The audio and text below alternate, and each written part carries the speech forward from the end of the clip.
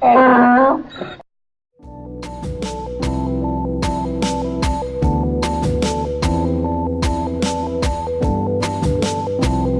of backlash, I saw your thing about Star Wars.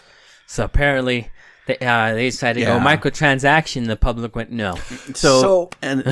I want to say something on this. So the funny thing is, okay, so they came out with the microtransactions, and they were talking about this on Reddit. Mm-hmm. They set a new record on Reddit.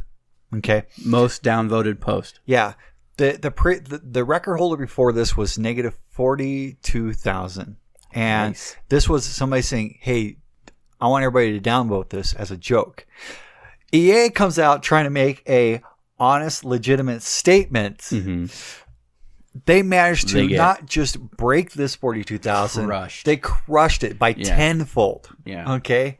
It was like... How would you guys like microtransaction in our game? No. 237,000 downvotes or some other ungodly number. Yeah. So unless you've been living under a rock, you probably don't know exactly what's going on. So here's a rough timeline, okay?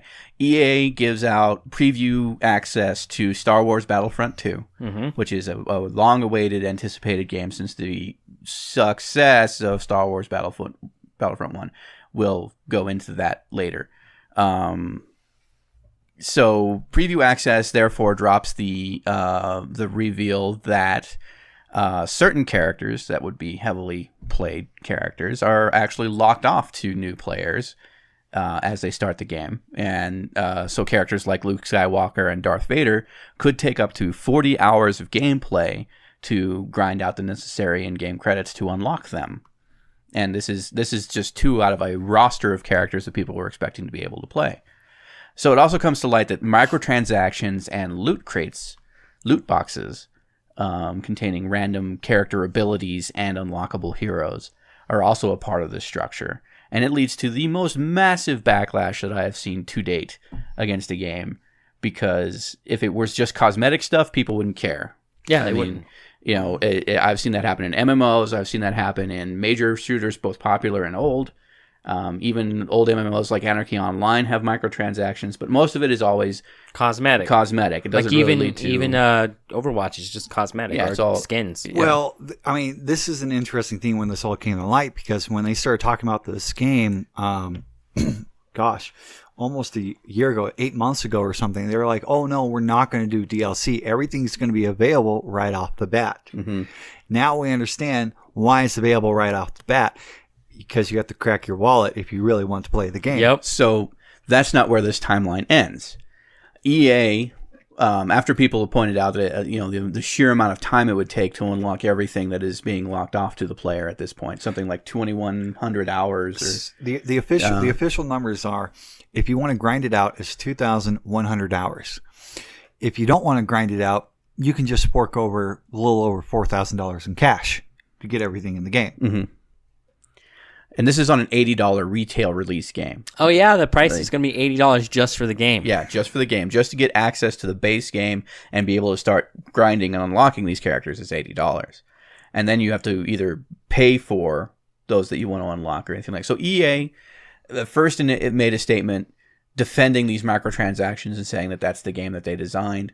They then took a step back from there and said that they would reduce the cost, therefore the time required to grind out unlocking these heroes. Yeah, they reduced it by 75%. But the other shady, underhanded thing that they weren't telling you is as soon as they said, okay, fine, 75% reduction, so it doesn't take as long, but the amount of in-game credits was also reduced by 75%. Mm-hmm.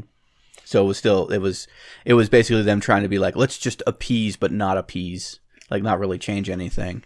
And that led to even more of a fervent backlash. Yep. And so they finally made a statement, something along the lines of, it's clear that many of you feel that there are still challenges in the design, which is the most diplomatic piece of crap I have ever heard. We've heard the concerns about potentially giving players unfair advantages, and we've heard that this is overshadowing an otherwise great game. This was never our intention. Sorry we didn't get this right. This is EA DICE. One of the latest acquisitions from Electronic Arts, making one of the developers making this statement. They then decided to remove the option for microtransactions within the game. And all progression will be earned through gameplay. Now, the major point of contention here wasn't the fact that all this stuff was locked off, but that people could decide to forego the grind and just pay for it up front and get access to these heroes before anybody could reasonably grind it out, which is essentially a pay-to-win structure. And then there was also the added thing about the loot box system basically being gambling. To unlock, to have the possibility to get a character. Yeah. And it's not just the characters, it's the fact that you can get things that make your character more powerful. So we're not talking about just cosmetics. We're talking about things that you're gambling for to get a advantage in the game. Mm-hmm. That's the difference on this one too. And I want to say on this whole pay to win thing, now I just got the numbers wrong. It's actually 4,000 hours. $2,000 is what you pay. Okay. I thought those two sounded switched. Like, yeah, they were switched. But the thing is, still at $2,000, that's ridiculous. I mean, EA has done pay to win, early access, just unlock fast track in the past for games such as Battlefield 3, Battlefield 4. But the backlash comes because, in those hours, just like $20 or $30, for the fast track. $2,000 is a lot different. Yeah, that's ridiculous. Yeah. Well, if you really don't want it to happen, just do like everyone keeps claiming they're going to do. Boycott the shit out of this. So don't buy it. Don't buy into it. So Electronic Arts, I saw it. It's actually probably one of the most telling graphics that I saw a time graphic of Electronic Arts stock. Yeah, it just went ka-ching. That there is a very noticeable. It dropped like $10 to $15 with these announcements. It was which means the shareholder has suffered. There are people who are calling for a not just going after EA for this, but Disney for giving licensure to EA. Go to 5 day or 1 month. You're at 1 day. Yeah, I'm at 1 day. There it is. So at its height recently, before that, it was up to 112. It dipped down as low as 107. It's currently back up to 108.82, which means that, their stock has taken a substantial decrease because of this. So the backlash has done some damage. Now, there are people out there who are calling for outright blood for this. That this is just the latest in a long line of missteps that EA has made within the gaming community. And on top of that, there are people who are vying for the conspiracy that EA knew that this was going to happen, and that this is the test bed for an aggressive microtransaction strategy that they can start putting out in different games. But either way, yeah, boycott. Don't buy the games. That's the problem. Is the reason why the reason why companies get away with this is because we keep buying the crap. Yeah. Every time that something comes out and they do something this ridiculously stupid, people still buy it because they want to play it, because they have to have it, because they have to have that game, that achievement. Mm-hmm. If you really don't want this shit happening, don't buy the fucking game. Yep. Like, look, I review movies, and I know exactly what it's like to have to go into a crap movie and be like, why do they keep making this stuff? And then as soon as I walk in and see almost every seat in the theater full, I'm like, this is why they keep making this stuff. Yeah. And everybody walking out going, God, that sucked. I'm like, why did you pay money for it then? If you know a game's going to be bad, then don't buy it. Don't pre-order it. We see this train wreck that's coming, and just don't buy it. Well, look, there are certain games that I love, and I wouldn't pre-order the next installment of. All right? Like, pre-orders are a bad business, because you're basically banking on the idea that this game is going to satisfy you regardless of what comes out, regardless of what trash is dumped out with this day zero patch generation. Mm-hmm. And, it's like, no, I support a company like Blizzard or CD Projekt Red, who is like, it'll be out when it's out, when it's done, when it's ready. Bethesda kind of takes that line as well. ZeniMax, as it were.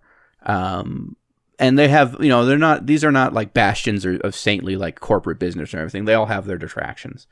But a company like EA, which has 2 years running, gotten the vote for the worst hated American company, has made a public statement to the effect that twice by the consumerist. Yeah. And they've made a public statement to the effect of that they are going to endeavor to not earn this award again. And I think they're going to get it this year. Well, the consumerists, I think, quit doing the rewards. But yes, EA would definitely be a 3-time winner. They probably quit because EA bought them. Well, so Disney actually, what's interesting is Disney kind of laid down the hammer on EA and said, you're going to back off this because you're not ruining our franchise. Because Disney paid $4 billion for Star Wars. They paid $4 billion also for Marvel. Okay, but Marvel is a lot more in and they're like, you're not fucking this up. Yeah. I thought they were fucking it up initially by using EA to begin DICE with, right? To do Battlefront. Let's EA. Because EA has had a stoic history since Mass Effect 3. Even before that, every sports game that is essentially just a repaid on the same engine, where it's just they just change the names and some of the uniforms, and look, it's the same game. Bam, 2016 because 2017. Put Madden's name, take Madden's name off. They have so many sports franchises that are keeping them afloat that they can buy up small developers back to front, and they are the swirling whirlpool that has sucked in great developers such as Eidos and Bullfrog that came out with these really awesome games, and they buy up these IPs wholesale, and then the next time you see something like Bullfrog Syndicate, it's this horrible cover-based shooter generic piece of crap, where Syndicate was a real kind of strategy-ish game. And that's just one example. I mean, EA bought up Maxis, masterful creators of SimCity and The Sims. How about that latest installment for both of those games?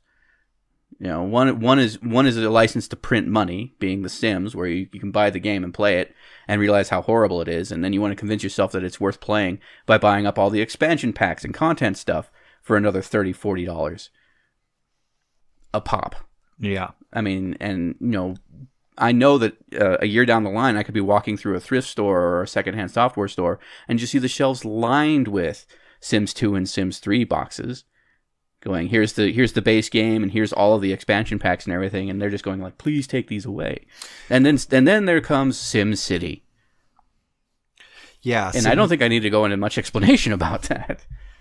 Yeah, they ruined SimCity something awful, with and I think didn't SimCity come out after Mass Effect 3? I think that's what caused the second Golden Poo Award. Because they said, "Oh, look, SimCity. Now you're forced to be online. You have to play it online. You have to.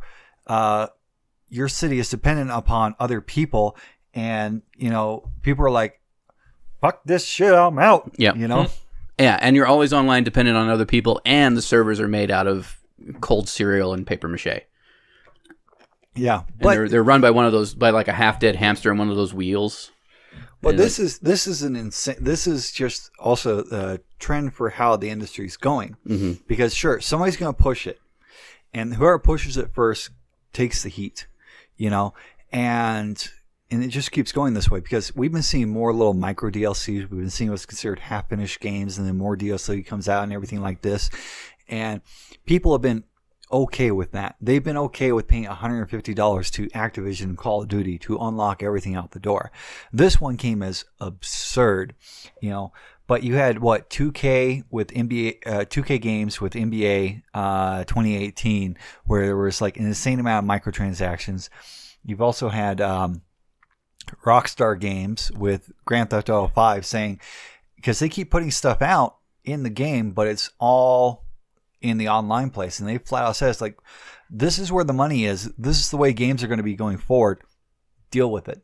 Well, mobile can't be the only platform that can do the microtransaction thing almost this is true solely. I mean, I can't think about how many games that I've played just because I'm trying to find something that my mom and I can play together, really, and she gets into this microtransaction stuff as well. But every single one of them has some sort of in-game currency or a live system that you end up having to pay money for.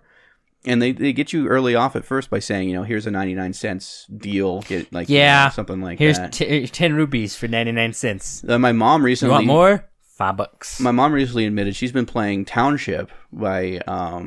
Playrix Games. Oh, she's still playing that. She's still playing that she's playing that, gotten her town to a point where it is so big and so difficult to upgrade that she had an older tablet. She actually got a different account to start all over, leveling up a fresh town on Township just to be able to continue playing it and leveling up towns and stuff like that. On top of that, she admitted to me recently she drops about $20 a month on in-game currency for that game. Happens. So yeah, this is the proof that that's a structure. Mobile games prove that that's how it's going to work. And those making their way into mainstream games is just something that we're going to have to accept as a way of going forward. The thing is, if they say they're coming out with a game, there is a certain level of promise to say that this game is coming out and people are going to be able to buy it and play it and enjoy the experience. And it's not, I'm going to buy it and play it and feel unfulfilled unless I pay them another $20. Yeah. I'm not going to drop $80. Okay, I'm going to go back to that. $80, that is $20 over standard retail price. That may become the new standard retail price. I know. Right now it's not. And I'll be damned if I say that EA is the one who decided to lead the forefront on that. I think they did when they went up to $60, because and here's the thing historically too, is like the old cartridge games, a lot of people forgot that cartridge games were $60 to $80, back in the 80s and 90s. Mm-hmm. Depending on the game. Yeah, depending on the game. But a lot of that was production cost and everything else like that too. But then also with that though, you just plugged the game, played it, and beat it, and that was it. Yeah. There was no now buy additional packages, now buy this, now buy this. No, I bought Legend of Zelda: Link to the Past, and I beat Legend of Zelda: Link to the Past, and that was it. And I'll give you that. But the base games went down to about $50 because of CDs. CDs made it cheaper to print than a cartridge. Mm-hmm. Then, because of inflation, they started to go back up to $60. But also during this time, we started to see a lot more DLC as things became more connected versus expansion packs. See, that's the thing. Okay, so if you didn't charge me $80 for the base game, if you charged me $20 and then had all this microtransaction crap, I'd be semi-okay with it. Like, here's a $20 base game. Yeah. And then we're going to charge you this price, and it's not going to be $2,000, but we're going to charge like another, $60, and you can get everything you want. But they're charging $80 for a game, and then $2,000 to get everything else. So this is where I was going with that. $80 for a game means that I better have a fully playable, enjoyable experience. Yeah. Now I can understand the microtransaction structure. I can understand the higher price because of the buying power that Star Wars commands. Mm-hmm. The fact that it has this rabid, loyal fan base that will buy Star Wars anything. Like Apple. That's something that Spaceballs, Apple friends do, but something that Spaceballs made fun of. It's like, where do you make your money? Merchandising. Yeah. Put Star Wars on anything, people are going to buy it. And I think about how much like candy just got thrown away because it's just Star Wars candy or something. Mm-hmm. So, getting to it, when you pay $80 for Star Wars Battlefront II, a game where you fight the battles of Star Wars, and you cannot play Luke Skywalker or Darth Vader, Chewbacca, Han Solo, or any of the characters, the main characters of the fucking story, right? Any of the characters who get cosplayed, and all you end up being is generic stormtrooper, blah blah blah, or generic rebel trooper, blah blah blah, and that's your lot. And you paid $80 out of pocket for that. I mean, they should at least give you a hero unlocked to be like, this is your flagship hero, this is your main. Especially, you don't even get that. Especially when the last game, you could get the heroes to play during the maps, and anybody could do it. So this was a drastic move in design, by doing this. So it locked off essentially the core aspect of the game that people would buy it for, being able to play as the characters that they know and love, not some random schmo. So essentially, you're paying $80 retail for a game that doesn't even have the core gameplay to it. Are the core characters you like? Yeah. And on top of that, in order to play those characters, you either need to play as a random schmo, schlepping it out, for 40 hours. For 40 hours to play one to get one hero. Character. Yeah. And then 40 more hours to get someone else. Or gamble for it, or buy it outright and pay them more money. Well, let me put this in perspective. Yeah. Here's money, and here's more money. Let me put this in perspective, because the thing is obviously Star Wars, that's why it's getting the most backlash, and it's EA, which is like the evil empire of game designers. This controversy has been going on for a while because of Train Simulator. Okay. Train Simulator, if you ever look at any of those, oh yeah, I remember that one, because that one that's ridiculous. If you want everything in that thing, it was like what, $4,000? $5,000. $5,000 for all the DLC. But you can buy the base game and enjoy it. It's not that's enjoy is a stretch. I actually got Train Simulator 2016 as part of a Humble Bundle. I played it for the tutorial and figured out that maybe driving trains isn't really that entertaining to me. Okay, but in an example, I go from one place to one place. You get a base game for Train Simulator 2016. You can buy all the DLC as add-ons. It's not a thing such as Star Wars Battlefront where you are locked out from things without grinding out the hours, and people can just pay money to get them. And so you're in this unfair playing field, because Train Simulator you can just do by itself without buying the other add-ons. And you're not even driving trains alongside other people who are going to drive the trains better and faster because they paid money into it. Yeah. Like, you're not competing with other people. Star Wars Battlefront 2, you are competing directly against other people who, if they pay more money into the game, can just own you. Yeah. And ruin the experience. And then you're like, why am I going to spend 40 hours on this when this guy's just going to fucking camp me? 40 hours sucking being one of the fodder that somebody who paid money into the game gets to kill. And that's been some of the problems even with the EA games like Battlefield 3 and 4 is you can grind out the weapons by levels and promotions and everything like that. Or you could pay for the fast track pack of $25 or $50 that unlocked all that stuff, which means that you've already unlocked all the weapons. So now you're fighting against people in the same thing. And there was gripes over that, but it wasn't as loud as this is, because one, it's Star Wars. Star Wars, and two, it's like $2,000. That's a lot. Yeah, we're talking $2,000. Three, like $50, I could see maybe. Three, we're talking about 4,000 hours of gameplay time. You did not need that much gameplay time to unlock everything in Battlefield 3 or 4. That's some of the huge differences there. Yeah, and those are valid arguments. And then, I mean, there was even further backlash, similar related backlash to like the Call of Duty World War II game. I didn't exactly brush up on that as much as I really should have, but apparently there was something to do about that where you had like random battlefield roles, which basically decided like a loot box system within just signing up for a player versus player game that basically decided whether or not you were going to be useful at all in that game, in that particular scenario. So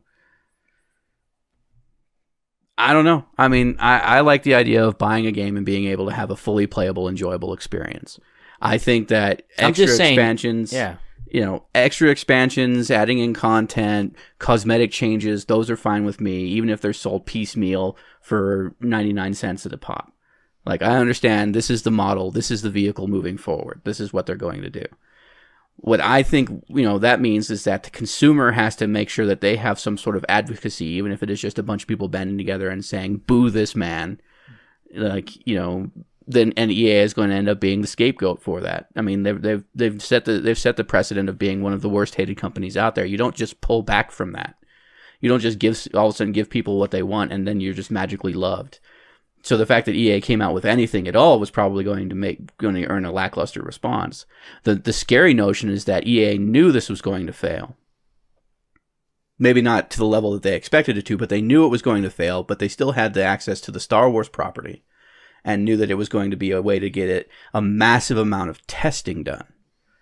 And so that this might be a way of them promoting an idea of saying exactly how aggressive you can be with a micropayment structure. How aggressive you can be or how obvious you can be about a gambling structure in your game. And so this might be just setting the precedent for EA games moving forward, exactly how much they're willing to get away, they're going to be able to get away with. And so I for one am fully willing to join the whole debacle. I'm not buying it. Yeah, don't buy I'm not EA. buying that game. Do not buy that game. Do not buy anything by EA. And make it seem obvious that any company that is looking to be bought out by EA is making a bad decision. And anything that EA decides to do as far as pre-orders, microtransactions, micropayments, expansions, or anything like that is not going to work because apparently they do not, for a game company, they do not really seem committed to providing games to people. They're just trying to find a way to make money off of people. And so we need to, I mean, the consumer level needs to send the message that, if you're going to game with us that way, that's not a game we're going to play. Mm-hmm. Like, it's a very simple transaction. You make a very fun game, we play a very fun game, and we pay you for that ability. Exactly. And if they were, like I said, oh, is that it? No. Go finish up your thought. No, just if they charge $20 for the baseline and then a reasonable price to buy this stuff, I'm pretty sure people would have been fine with it. Mm-hmm. It's the fact that they charge $80 for a game and then $2,000 to buy. No one has that kind of money. It's $80 per game, and then if you pay $2,000 extra, you will have everything unlocked and be that much better than anybody who is trying to put their time in because they can't afford it. And it'll be just like the other Star Wars game where it tried to do something and failed. It's going to ruin the community, and people are not going to play it. When are people going to learn? I mean, this is like when they put up to a poll about what should we rename the Robert E. Lee Elementary School to, okay? and it's like Donald Trump beat out Obama. Mm-hmm. So did